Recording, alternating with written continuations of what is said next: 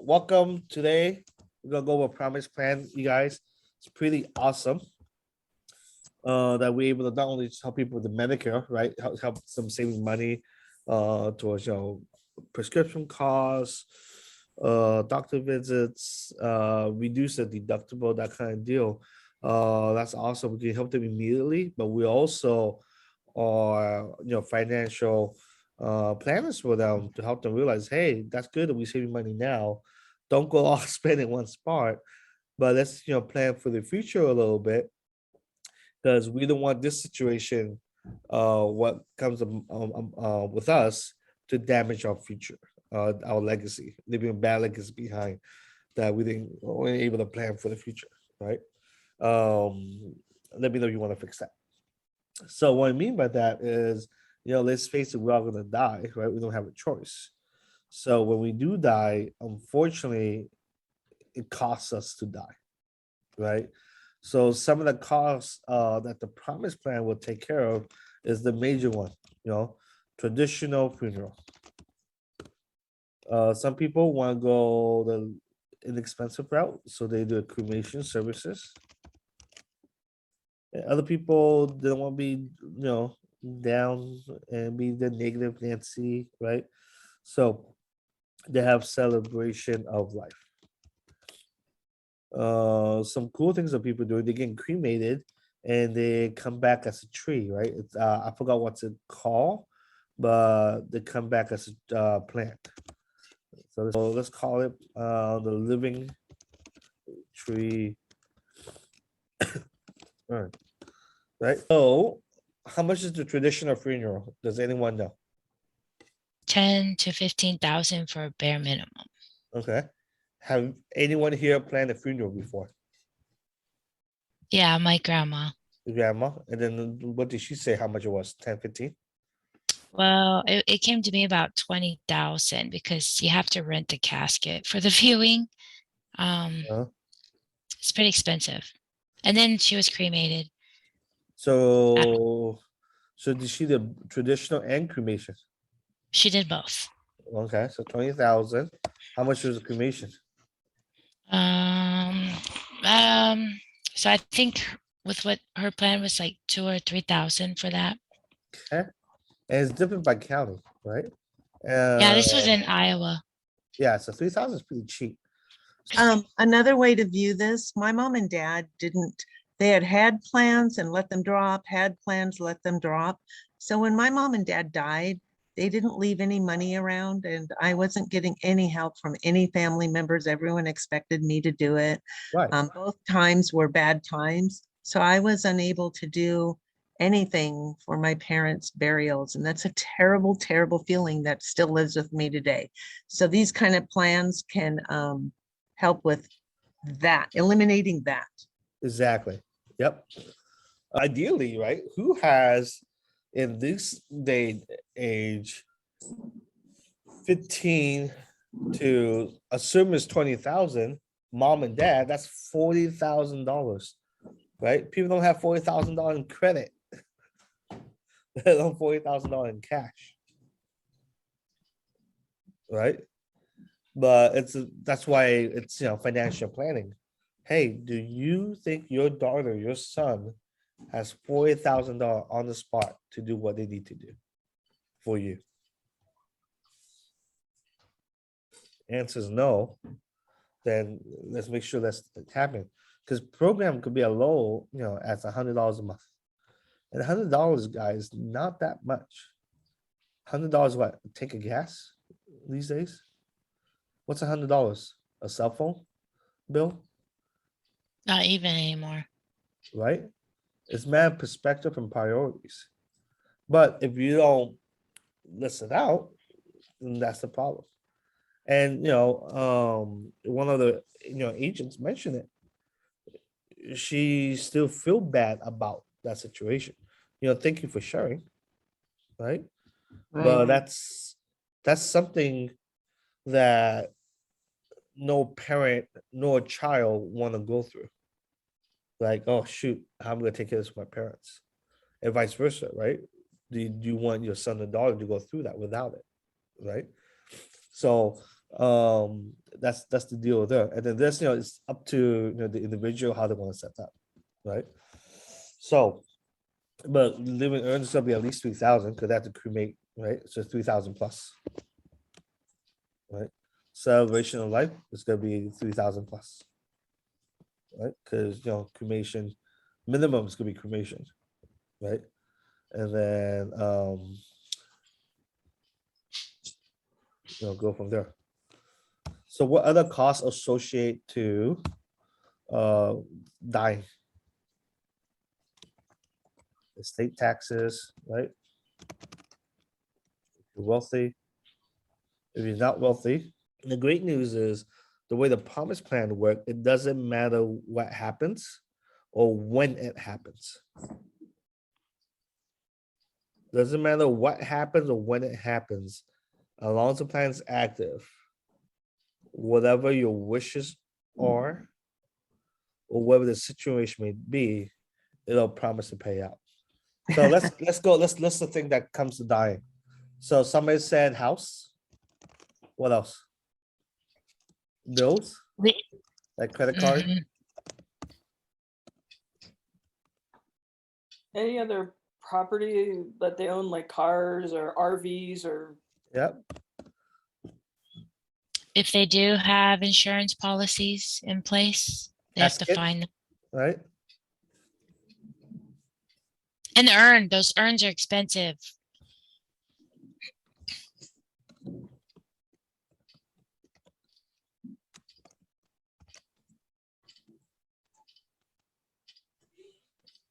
Anything else? I That's made it. a video and that cost me money. I wanted some kind of video showing her life. If I wasn't gonna have a glamorous service, I did want a nice video. Yep. Video tribute. Yep. Yep. Flowers. Right.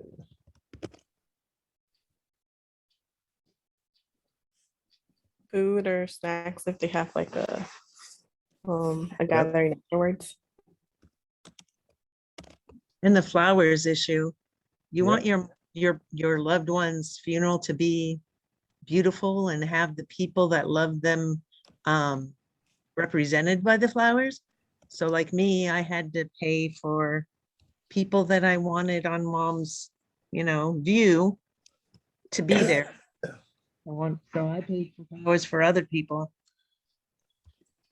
Motorcade. Right.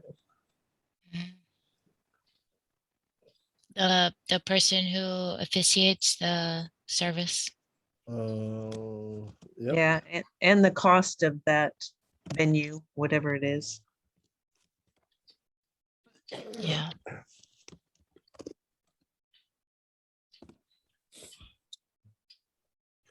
It's crazy. I found out that you have to pay for the opening and closing of the casket. Yep. Yep. Headstone, marker. So, right, this is just a few things, right? Then, Kelly mentioned earlier where, you have to take over the house. Great. Well, sell the house, right? Well, the upkeep of the house, put the house on market, taking everything out of the house to even be presentable, right? My friend is So- going through, she's an executor and there's costs, she's not going to be getting any money out of anything, but she's having to deal with all of this and it's costing her. But out of the love for her friend, she's doing it, but Right. there's all kinds of costs that you don't even think of. Yeah, and just time, cost Yeah, of time, yeah. right? Like if especially for people who are single, right? With one child or two children. And then that's like your legacy that you built, your beautiful home, you guys grew up. But we're nomads, we don't live where we grew up anymore. Right? So are you just gonna sell that home? Are you just gonna give it away? And are you gonna give it away in a bad market? Wouldn't you rather have that home and that's the home you guys built on? How hard you guys fought for that first deposit, for that down payment to even get the home, How many years that you guys saved up to get the deposit? Now you're just gonna let it go to the nearest bidder, right? You guys see in the movies all the time, oh, spouse died, and then this sold a Mercedes or the Corvette for $1,000. Right? They sold the house for foreclosure because nobody knew about it, or this or that or whatever, right? Well, you can prevent that and build a legacy in two ways by taking care of all these costs, right? That's how it adds up to 20,000 plus, right? And number two, life insurance is tax-free.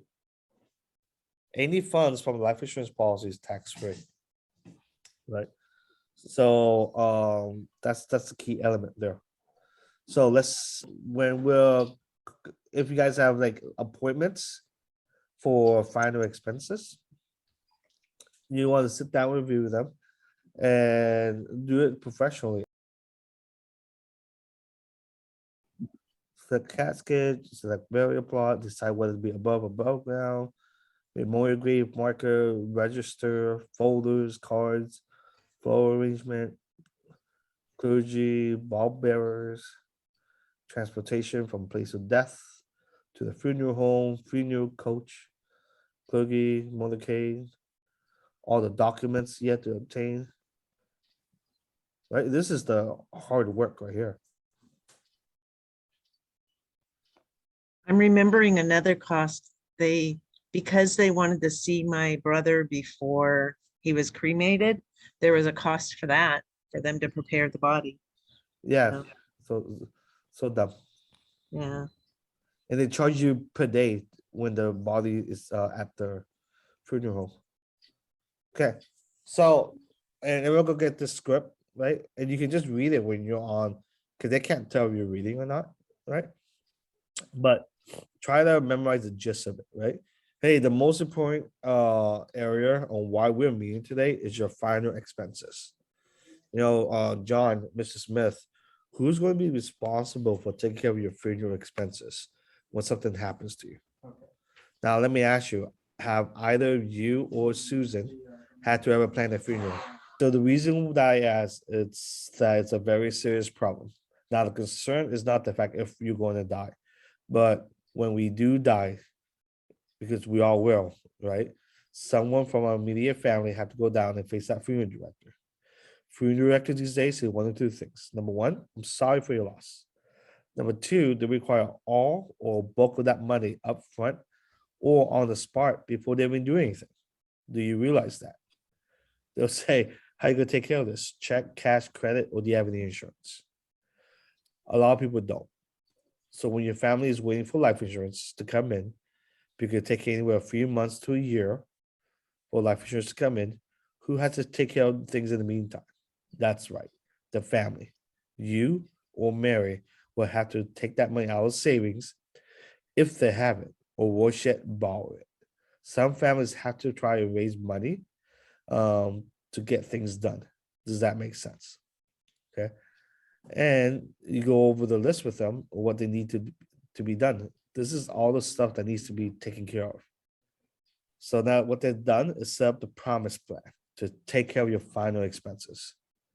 Because if you qualify, each of you receive your own plan to complete your final wishes. Either traditional funeral,